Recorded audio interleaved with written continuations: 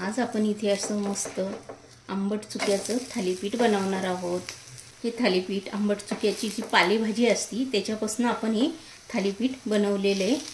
हे थालीपीठ तुम्ही नक्की एकदा ट्राय करून बघा, खायला खूप चविष्ट लागतं।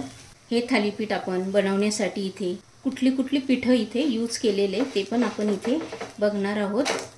हे थालीपीठ तुम्ही दह्यासोबत, पुदिन्याच्या चटणीसोबत, लोणच्यासोबत खाऊ शकता। खायला प्रचंड टेस्टी लागतं। हे छान असं मस्त खमंग भाजून घ्यायचं गोल्डन कलर येईपर्यंत। आणि हे थालीपीठ कसं बनवायचं चला आता आपण इथे लगेच बघूया। हे बघा इथे तुम्ही बघू शकता किती छान मस्त असं गोल्डन कलर आलेला आहे। खायला पण ते तेवढंच चविष्ट आहे। चला आता आपण इथे लगेच बघूया।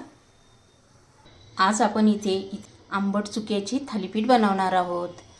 बरेच जण इथे आंबट चुक्याची पातळ ज्याप्रमाणे आपण पालकाची कशी त्याचप्रमाणे बनवतात, पण आज इथे आपण याचे थालीपीठ बनवणार आहोत। आता हे थालीपीठ कसे बनवायचे हे आपण बघूया। सर्वात आधी इथे भाजी मी नीट करून घेणार आहे। आंबट चुक्याची भाजी आणलेली म्हणलं याची भाजी न करता आज आपण इथे याची मस्त थालीपीठ नाश्त्यासाठी बनवावे। इथे ना छान अशी कवळी पानं मी इथे नीट करून घेणार आहे। त्यानंतर इथे स्वच्छ धुवून घेणार आहे पानं आणि त्यानंतर चिरून घेणार आहे। अशी इथे पानं घेतलेली आहे। आता आपण ही स्वच्छ धुवून घेणार आहोत आणि त्यानंतर इथे चिरणार आहोत।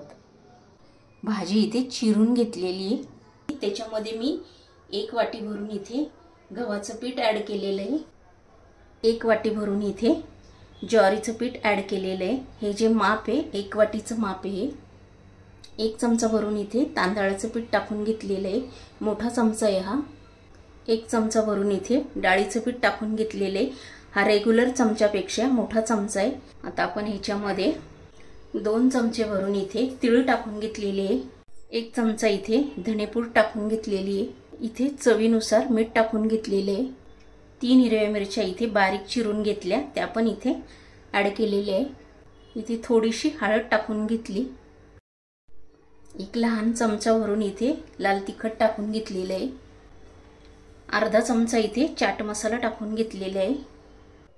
2 कांदे इथे बारीक चिरून घेतलेले ते पण आपण ह्याच्यामध्ये ॲड केले। आता आपण हे मिक्स करून घेऊया। पूर्ण जेवढं आपण साहित्य टाकलेलं आहे ना ते पूर्ण आपलं छान मिक्स करून घ्यायचं आहे आपल्याला। आणि त्यानंतर आपण हे भिजवून घेणार आहोत। पूर्ण ह्या पिठाला जेवढं साहित्य टाकलं ना तेवढं लागल्या गेलं पाहिजे। हे बघा इथे छान असं मस्त सर्व मिक्स झालेलं आहे। आता आपण याच्यामध्ये थोडं पाणी ॲड करून हे भिजवून घेणार आहोत। हे मी मळून घेते। ते एकदम लागेल तसंच पाणी टाकायचं आहे आपण आणि हे छान भिजवून घ्यायचं आहे। आता आपल्याला जास्त घट्ट मळायचंच नाही, सैलसरच मळणार आहोत। आता आपण हे भिजवून झालेलं आहे। बघा इथे आपलं छान असं मस्त भिजवून झालेलं आहे। असं सेम भिजवून घ्यायचं। इथे आपण पोळपाटावर ओला रुमाल करून घेतलेला आहे कॉटनचा, तो इथे पोळपाटावर अंथरून घेतलेला आहे। असा इथने गोळा घ्यायचा। त्यानंतर इथे आपण लागेल तसे लहान मोठे तुम्हाला ज्याप्रमाणे हवे त्याप्रमाणे इथे थालीपीठ थापून घ्यायचे। हे बघा इथे थापून झालेले। तुम्हाला अजून मोठं करायचं असेल तर तुम्ही इथे मोठं करू शकता आणि असा याला गोल आकार द्यायचा इथे हाताने। आणि आता आपले इथे छान तयार झालेलं आहे।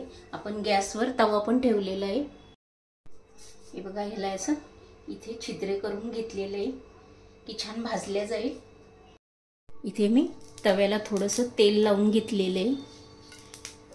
इथे आता आपण हे सोडून घेऊया।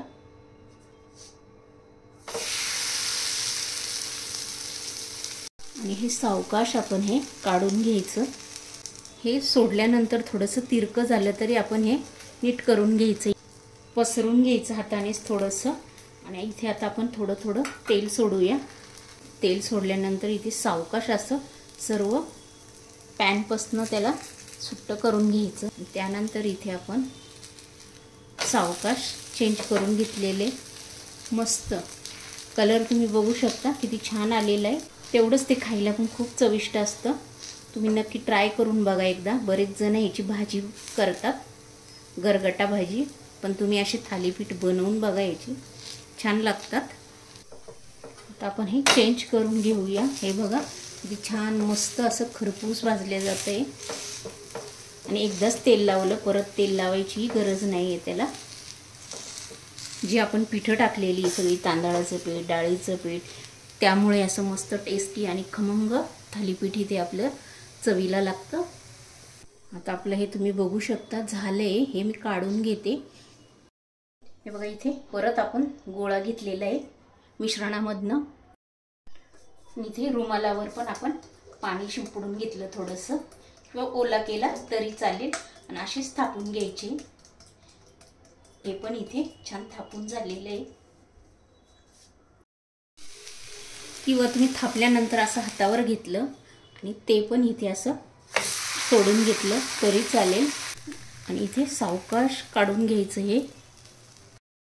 आणि इथे तेल सोडलेले. इथे तुम्ही तूप लावलं तरी चालेल. तव्याला जे तेल असतं ते तुम्ही असं सर्व बाजूने असं फिरवून घ्यायचं म्हणजे ते तेल बरोबर ह्या थालीपीठला लागतं.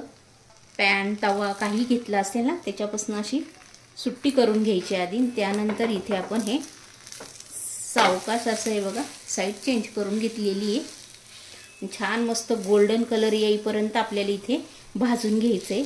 एकदा तेल लावलं की परत तेल लावायची गरज पडत नाही. आता आपण हे चेंज करून घेऊया. हे बघा किती मस्त असं छान भाजले गेलेलं आहे. चॅनलवर मी भरपूर सारे थालीपीठचे रेसिपी अपलोड केलेले आहे. ते तुम्ही बघू शकता चॅनलवर जाऊन. नाश्त्याला जर तुम्हाला काही डोसा कटलेट उत्तप्पा हे बनवायचे असेल थालीपीठ तर तुम्ही चॅनलवर जाऊन बघू शकता. तिथे भरपूर सारे प्रकार मी अपलोड केलेले आहे. हे बघा किती छान मस्त भाजले गेलेले. असेच छान गोल्डन कलर येईपर्यंत आता सर्व भाजून घेणार आहे मी आणि पुढचेही सर्व थालीपीठ असेच करून घेणार आहे. आणि ही थालीपीठची रेसिपी शेअर करा. तुम्हाला जर ही माझी रेसिपी आवडली असेल तर पटकन लाईक करून घ्या. चॅनलवर जर नवीन असेल तर सबस्क्राईब करून घ्या. आणि असेच छान छान रेसिपी घेऊन आपण नेक्स्ट व्हिडिओमध्ये पुन्हा भेटूया. तोपर्यंत बाय.